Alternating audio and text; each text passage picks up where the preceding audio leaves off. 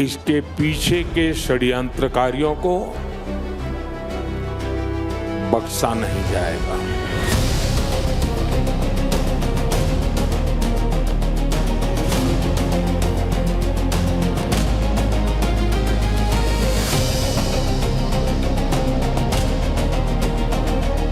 लेकिन इस वक्त एक और बड़ी खबर आ रही है। डॉक्टर उमर का साथी डॉक्टर मुजम्मिल जो फरीदाबाद से पकड़ा गया था, उस आरोपी मुजम्मिल के पास से अब तक 14 फोन रिकवर हुए हैं। मुजम्मिल के फोन से मिले सबूत बेहद अहम हो सकते हैं। मुजम्मिल सिग्नल ऐप के जरिए पाकिस्तान के अपने हैंडलर के संपर्क में था।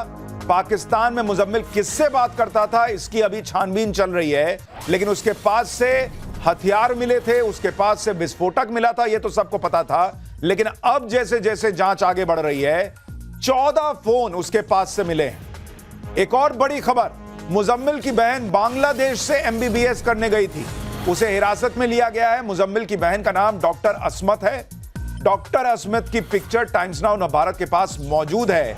और अब यह भी सवाल खड़ा हो रहा है कि क्या बांग्लादेश से ये लोग रेडिकलाइज होकर यहां आ रहे हैं कुछ इस तरह का करने के लिए, यह भी एक बड़ा प्रश्न है।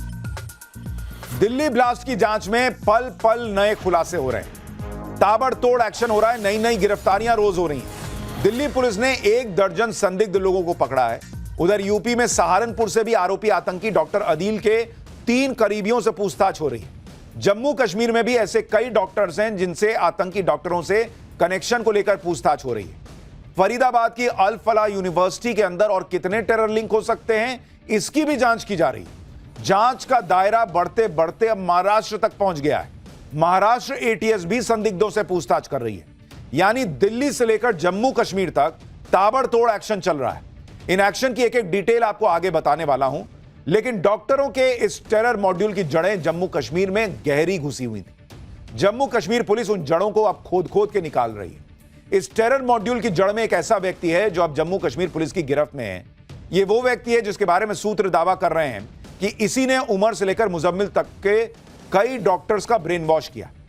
यह शख्स साउथ कश्मीर के शोपियां जिले का रहने वाला है और इसका नाम मौलवी इरफान अहमद है।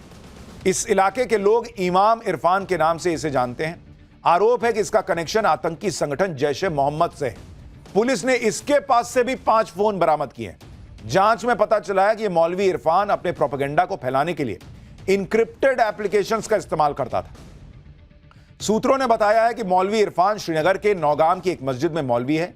वो यहां प्रार्थना सत्रों का आयोजन करता था। कुछ रिपोर्ट में यह भी दावा है कि मौलवी इरफान अपने कनेक्शन का इस्तेमाल करता था और वो धीरे धीरे मेडिकल कॉलेज में पढ़ने वाले छात्रों से संपर्क बढ़ाने लगता था। आरोप है कि मौलवी इरफान मेडिकल कॉलेज में एमबीबीएस की पढ़ाई करने वाले स्टाफ और डॉक्टर से बातें करके उनकी मानसिकता समझता था और उस हिसाब से उन्हें कट्टर बनाने की कोशिश में लग जाता था। आरोप के मुताबिक मौलवी इरफान ही व्हाइट कॉलर टेरर नेटवर्क चला रहा था, क्योंकि भाई सबसे बड़ा काम तो है ब्रेन वॉश करना। अब पढ़े लिखे लोग उनको आतंकी बनाने का काम कर रहा था। ये इतना शातिर था कि अब तक पकड़ा नहीं गया था, लेकिन एक गलती ने इसके पूरे टेरर नेटवर्क का भंडाफोड़ कर दिया। दरअसल जम्मू कश्मीर में जैश के समर्थन में जो पोस्टर लगे थे, इस सिलसिले में पुलिस ने 2 ओवरग्राउंड वर्कर्स को पकड़ा था। उनसे पूछताछ में मौलवी इरफान और पूरे व्हाइट कॉलर टेरर नेटवर्क का खुलासा हुआ। जिस पोस्टर की वजह से पूरा कांड खुल गया, वो आतंकी संगठन जैश का पोस्टर था। इस पोस्टर में श्रीनगर के नौशेरा इलाके के लोगों को धमकी दी गई थी कि वो भारतीय एजेंसीज का साथ न दे, नहीं तो उनके खिलाफ भी एक्शन होगा। जम्मू कश्मीर से दिल्ली एनसीआर तक फैले इस व्हाइट कॉलर टेरर नेटवर्क के खिलाफ जांच एजेंसियों ने एक तरह की जंग छेड़ दी है। आप देखिए, जम्मू कश्मीर में तगड़ा सर्च ऑपरेशन चल रहा है भाई। कुलगाम की आप तस्वीरें देखिए, अकेले कुलगाम में 200 जगह पे छापेमारी हुई है, 500 संदिग्धों से पूछताछ हुई है। दिल्ली ब्लास्ट की जांच बहुत तेजी से आगे बढ़ रही है, लेकिन अभी चुनौतियां खत्म नहीं हुई हैं और खतरा भी पूरी तरह से टला नहीं है। दिल्ली को दहलाने की जो साजिश की गई थी, उसका खुलासा तो जांच एजेंसियों ने कर दिया। हम आपको लगातार बता रहे हैं कि ये छोटी मोटी साजिश नहीं थी, बड़ी प्लानिंग थी इनकी। भारत को ऐसा जख्म देने की प्लानिंग जो अगर सुरक्षा एजेंसीज ने न रोका होता, भाई साहब, देश में ऐसा आतंकी हमला न हुआ होता जो ये लोग प्लान किए बैठे थे। उसके बारे में अभी डिटेल आगे बताऊंगा, लेकिन अभी भी चुनौतियां जो बची हैं, पहले उनके बारे में सुनिए। दिल्ली ब्लास्ट में 2 गाड़ियां इस्तेमाल हुई थी कहा जा रहा है। एक कार i20 में तो विस्फोट हुआ, दूसरी लाल रंग की कार इको स्पोर्ट है। लाल रंग की इकोस्पोर्ट का क्या राज है? 300 किलो अमोनियम नाइट्रेट की भी तलाश पूरी शिद्दत से की जा रही है, क्योंकि कहा जा रहा है कि पूरा अमोनियम नाइट्रेट का जो जखीरा था वो नहीं मिला है। 300 किलो अभी पकड़ा जाना बाकी है। लाल रंग की कार इकोस्पोर्ट, जिसका दिल्ली ब्लास्ट से कनेक्शन सामने आने की बातें हैं, वो कहा जा रहा है कि पुलिस ने बरामद कर ली है। ये वो लाल कार है। लाल रंग की इकोस्पोर्ट कार धमाके वाली कार के साथ ही दिल्ली आई थी, कहा जा रहा है। फरीदाबाद में एक्शन के बाद उमर और उसके साथी 2 गाड़ियों से दिल्ली आए थे। एक कार थी i20 जिसको उमर खुद चला रहा था। दूसरी कार थी लाल रंग की इकोस्पोर्ट जिसकी तलाश की जा रही थी। यह लाल रंग की इकोस्पोर्ट कार इस केस में बहुत महत्वपूर्ण है। खास बात यह है कि यह कार भी उमर के नाम पर ही रजिस्टर्ड है। कार का रजिस्ट्रेशन नंबर DL10CK0458 है। कार का मालिक उमर उन नबी है। कार का फास्टैग भी उमर के नाम पर ही है। अब यह कार पुलिस ने बरामद कर ली है, जिसके बाद दिल्ली ब्लास्ट से जुड़े कई और राज खुल सकते हैं। लेकिन एक बड़ा सवाल यह है कि 300 किलो RDX की तलाश कब पूरी होगी? जिस रेड इकोस्पोर्ट की तलाश पुलिस को थी वो हरियाणा से मिली। लाल इकोस्पोर्ट कार फरीदाबाद से मिली है, जहां के खंडावली गांव में यह कार खड़ी मिली। जिस फार्म हाउस में यह कार मिली वो उमर के दोस्त का बताया जा रहा है। पुलिस ने कार को अपने कंट्रोल में ले लिया है। यह वही लाल इकोस्पोर्ट कार है जिसकी पुलिस को तलाश थी। कार उमर के दोस्त के फार्म हाउस से मिली और क्या क्या जानकारी मिली उस पर पहले ग्राउंड रिपोर्ट देखिए। खंडावली गांव की तस्वीरें आप देख रहे हैं। ये गांव इसलिए चर्चा में आ गया कि लाल रंग की इको स्पोर्ट्स गाड़ी की जो छानबीन की जा रही थी वो लाल रंग की इको स्पोर्ट्स गाड़ी यहीं मिली है। NIA की टीम, FSL की टीम अब इस गाड़ी की जांच पड़ताल कर रही है। उमर के नाम पर ही ये गाड़ी बताई जा रही है। उमर से पहले देवेंद्र नाम के ओनर के पास ये थी। देवेंद्र इसका फर्स्ट ओनर था। उसके बाद में उमर ने इस गाड़ी को देवेंद्र से खरीदा था। दोनों नाम पे शक गया पुलिस को, क्योंकि i20 गाड़ी को बेचने में एक ओनर का नाम देवेंद्र पहले से ही था। उमर और देवेंद्र के नाम के बाद इस गाड़ी की सर्च की गई। अब जाकर यह गाड़ी हरियाणा पुलिस को मिली है। देखिए, लाल इकोस्पोर्ट कार भले मिल गई हो, लेकिन अभी भी ढेर सारा अमोनियम नाइट्रेट मिलना बाकी है, कहा जा रहा है। दिल्ली ब्लास्ट से पहले फरीदाबाद से 2900 किलो अमोनियम नाइट्रेट पकड़ा गया था, लेकिन यह अमोनियम नाइट्रेट की पूरी खेप नहीं थी। अभी भी 300 किलो अमोनियम नाइट्रेट पुलिस की पकड़ से बाहर है। सूत्रों के मुताबिक दिल्ली ब्लास्ट में करीब 80 किलो अमोनियम नाइट्रेट का इस्तेमाल हुआ था, और जब तक 300 किलो अमोनियम नाइट्रेट पूरी तरह नहीं मिल जाता, खतरा बरकरार रहेगा। इसलिए आप लोग भी जहां भी रहें, जैसे भी रहें, सचेत रहें। आसपास कुछ भी संदिग्ध दिखे तो जरूर पुलिस को इन्फॉर्म करें, क्योंकि आप देखिए, अमोनियम नाइट्रेट की तलाश में ताबड़तोड़ छापेमारी अभी भी चल रही है। सूत्रों के मुताबिक इसे बांग्लादेश के रास्ते भारत लाया गया था। बांग्लादेश से नेपाल होते हुए भारत लाने की भी खबर है।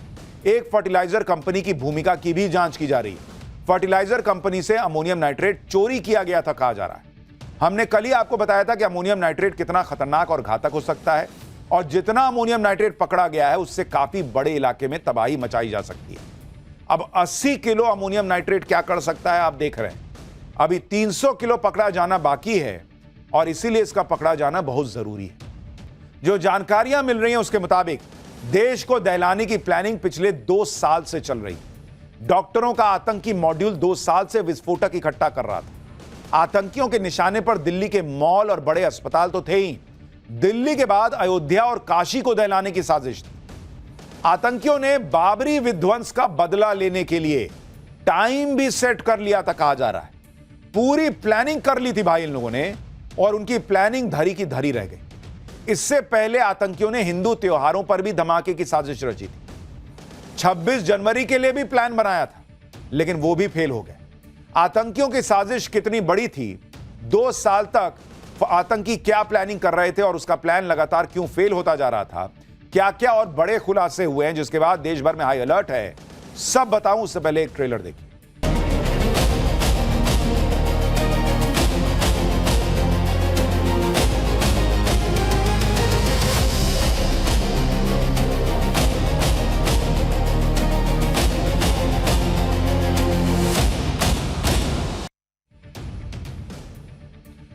दिल्ली में लाल किले के पास हुए ब्लास्ट की साजिश 1-2 दिन में नहीं रची, बल्कि इसकी प्लानिंग कई सालों से की जा रही थी, कहा जा रहा है। आतंकी डॉक्टर अदील और मुजम्मिल के साथ गिरफ्तार की गई डॉक्टर शाहीन ने पुलिस के सामने बड़ा कबूलनामा किया है। डॉक्टर शाहीन ने पुलिस को बताया कि आतंकी पिछले 2 साल से देश में धमाके की प्लानिंग कर रहे थे। शाहीन और उसके सहयोगी व्हाइट कॉलर टेरर मॉड्यूल से जुड़े थे जो जैश ए मोहम्मद और अंसार गजवतुल हिंद से संपर्क में था। आतंकी उमर, अदील और मुजम्मिल 2 साल से अमोनियम नाइट्रेट जैसे विस्फोटक जमा कर रहे थे। सोचिए बॉस, 2 साल से। फरीदाबाद में आतंकी मुजम्मिल के 2 ठिकानों से पुलिस ने 2900 किलो अमोनियम नाइट्रेट बरामद किया था। इनका मकसद जैश ए मोहम्मद के निर्देश पर देश भर में बड़े पैमाने पर धमाके करने का था। दिल्ली धमाके के बाद हो रही इन्वेस्टिगेशन में जो खुलासे हो रहे हैं वो और चौंकाते चले जा रहे हैं। आतंकियों के निशाने पर उत्तर प्रदेश के मंदिर और धार्मिक स्थल थे। खास तौर पर आतंकियों ने अयोध्या के राम मंदिर और वाराणसी के काशी विश्वनाथ मंदिर को टारगेट किया हुआ था। गिरफ्तार हुई आतंकी शाहीन ने तो अयोध्या में स्लीपर सेल को एक्टिवेट भी कर रखा था। आतंकियों की हिटलिस्ट में दिल्ली के अस्पताल और भीड़भाड़ वाले इलाके भी थे। सूत्रों के मुताबिक इन लोगों का प्लान दिवाली के दिन धमाके करने का भी था, यानी हिंदू मंदिर और हिंदू त्योहार ये इनके निशाने पर थे। जैसे वहां पहलगाम में हिंदू जो सैलानी थे उनको टारगेट किया गया था। आतंकियों के खुलासे के बाद अयोध्या से लेकर वाराणसी तक सुरक्षा बढ़ा दी गई है। काशी विश्वनाथ मंदिर के बाहर स्पेशल कमांडो ने मोर्चा संभाल लिया है। दशाश्वमेध घाट समेत प्रमुख घाटों पर ड्रोन से निगरानी रखी जा रही है। वाराणसी में सुरक्षा को लेकर क्या माहौल है, पहले एक रिपोर्ट देखिए, फिर बाबरी मस्जिद को लेकर ये लोग क्या सोच रहे थे वो बताता हूं। काशी में सिक्योरिटी बढ़ा दी गई है। न सिर्फ काशी विश्वनाथ मंदिर बल्कि वाराणसी के जो प्रसिद्ध दशाश्वमेध घाट है और तमाम जो घाट है वहां पर इस वक्त चौकसी बढ़ती जा रही है। देखिए, इस वक्त हमारी मौजूदगी काशी विश्वनाथ मंदिर के पास है और यहाँ पर किस तरीके से चौकसी बढ़ाई गई है, अलर्टनेस बढ़ाया गया है, उसकी तस्वीरें हम आपको दिखा रहे हैं कि जो पुलिस के आला अधिकारी हैं वो इस वक्त घाटों पर मौजूद हैं। और आप देखिए कि ड्रोन के जरिए पूरे घाट की जगह जगह निगाहबानी की जा रही है ताकि अगर कुछ भी संदिग्ध वस्तु दिखे या फिर कोई संदिग्ध गतिविधि दिखे तो उसको तत्काल रोका जा सके। और फिलहाल देखिए, न सिर्फ दोपहर में बल्कि सुबह शाम जब आरती होती है तो उस दौरान भी कुछ इसी तरीके की जो सिक्योरिटी है वो इस वक्त नजर आ रही है। देखिए, अभी तक की जांच में पता चला है कि आतंकी अदील और मुजम्मिल के पकड़े जाने के बाद डॉक्टर उमर घबरा गया था। पैनिक में धमाका हो गया। अब पकड़े गए आतंकियों से पूछताछ में खुलासा हुआ है कि आतंकी धमाका करने कब वाले थे। एक्चुअली जानकारी के मुताबिक आतंकी डॉक्टर्स का टेरर मॉड्यूल 6 दिसंबर को धमाके की साजिश रच रहा था। 6 दिसंबर को बाबरी विध्वंस की बरसी के मौके पर देश को दहलाने की साजिश थी, लेकिन उससे पहले ही आतंकी मॉड्यूल का पर्दाफाश हो गया और फरार आतंकी उमर ने धमाका कर दिया आनन फानन में कि पकड़ा ही जा रहा हूं तो फट जाता हूं। लेकिन इनके दिमाग से बाबरी नहीं निकल रही बॉस। कैसे लोग हैं ये। जांच में एजेंसियों को अब दिल्ली धमाके का तुर्की कनेक्शन भी मिला है। डॉक्टर उमर और डॉक्टर मुजम्मिल के पासपोर्ट की जांच में बड़ा खुलासा हुआ है। पता चला है कि दोनों डॉक्टर धमाके से पहले तुर्की की यात्रा पर गए थे। डॉक्टर उमर और डॉक्टर मुजम्मिल के पासपोर्ट पर तुर्की के स्टैंप मिले हैं। एजेंसियों को शक है कि तुर्की में ही दोनों ने जैश ए मोहम्मद के हैंडलर से मुलाकात की होगी और इस मुलाकात में ही दिल्ली धमाके की प्लानिंग की गई होगी। इस दौरान टारगेट लोकेशन भी सौंपी गई होगी और आतंकियों को निर्देश दिए गए। एजेंसीज को यह भी पता चला है कि डॉक्टर उमर के साथ तुर्की जाने वाले डॉक्टर मुजम्मिल वो दोनों लगातार रेकी का काम कर रहे थे। दोनों की प्लानिंग इसी साल 26 जनवरी को लाल किले पर धमाका करने की भी थी। इस साल के शुरू में ही यानी जनवरी में डॉक्टर मुजम्मिल ने लाल किले के कई बार टोह ली थी। मुजम्मिल के फोन से मिले डंप डेटा से पता चला है कि जनवरी के पहले हफ्ते में लाल किले के पास यह गया था। पुलिस को संदेह है कि उमर और मुजम्मिल 26 जनवरी के लिए साजिश रच रहे थे, लेकिन हाई सिक्योरिटी और पकड़े जाने के डर से उनका प्लान फेल हो गया। तुर्की में दिल्ली धमाके की प्लानिंग की थ्योरी में इसलिए भी दम है क्योंकि जैश के हैंडलर के लिए तुर्की सबसे मुफीद जगह है। पाकिस्तान से करीबी के चलते जैश जैसे आतंकी संगठनों के खिलाफ तुर्की में बड़ी कार्रवाई नहीं होती। ऐसे में बहुत मुमकिन है कि मीटिंग की जगह तुर्की में फिक्स की गई हो। यह बात भी सामने आ रही है कि डॉक्टर उमर और डॉक्टर मुजम्मिल कुछ टेलीग्राम ग्रुप से भी जुड़े हुए थे। टेलीग्राम ग्रुप से जुड़ने के बाद ही दोनों ने तुर्की की यात्रा की थी। सूत्रों के मुताबिक 2 टेलीग्राम ग्रुप की जानकारी मिली है जिनके जरिए आतंकी डॉक्टर मॉड्यूल तैयार किया गया था। रिपोर्ट के मुताबिक इसमें से एक टेलीग्राम ग्रुप को जैश का आतंकी उमर बिन खतब चलाता था। एजेंसियां अब इस बात पर फोकस कर रही हैं कि जैश के हैंडलर से दोनों आतंकी मिले कहां। तुर्की से लौटने के बाद ही आतंकी डॉक्टर उमर और डॉक्टर मुजम्मिल ने देश के अलग अलग हिस्सों में एक्टिव होने की योजना बनाई। माना जा रहा है कि जैश हैंडलर ने ही उन्हें निर्देश दिया था कि आतंकी डॉक्टर मॉड्यूल को देश भर में फैलाओ। आतंकी किसी एक जगह पर फोकस ना करें, ताकि भारतीय एजेंसियों की नजर उनके ऊपर ना पड़े।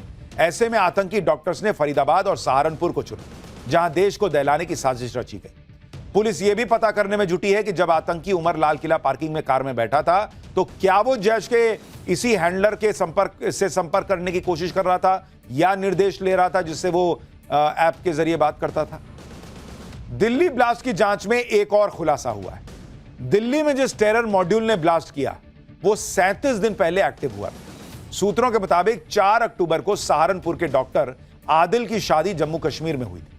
डॉक्टर आदिल की शादी के अगले ही दिन यह टेरर मॉड्यूल एक्टिव हो गया था। इसका मकसद फौजियों को धमकाने वाले पोस्टर, हथियारों की सप्लाई और पैसों का इंतजाम करना था। डॉक्टर आदिल लॉजिस्टिक और फाइनेंशियल चैनल संभालता था। इनका प्लान था कि मेडिकल प्रोफेशन की आड़ में फंडिंग और ट्रांसपोर्टेशन चैनल बनाए जाए। डॉक्टर आदिल की शादी में कौन कौन से मेहमान गए थे इसकी भी अब जांच हो रही। पहले आतंकियों के जनाजे में लोग जाते थे, वहां ये सब करते थे। अब बताइए शादी ब्याह में ये सब चल रहा है। फिलहाल डॉक्टर आदिल पुलिस की गिरफ्त में है, उससे पूछताछ चल रही। दिल्ली धमाके के बाद जांच एजेंसियों की नजर फरीदाबाद की अल फलाह यूनिवर्सिटी पर भी टिक गई, क्योंकि यही वो यूनिवर्सिटी है जहां पर कश्मीर के 3 डॉक्टर्स पर देश की राजधानी दिल्ली को दहलाने की साजिश रचने के आरोप लगे और इसी यूनिवर्सिटी के पास के इलाके में विस्फोटक इकट्ठा हुआ।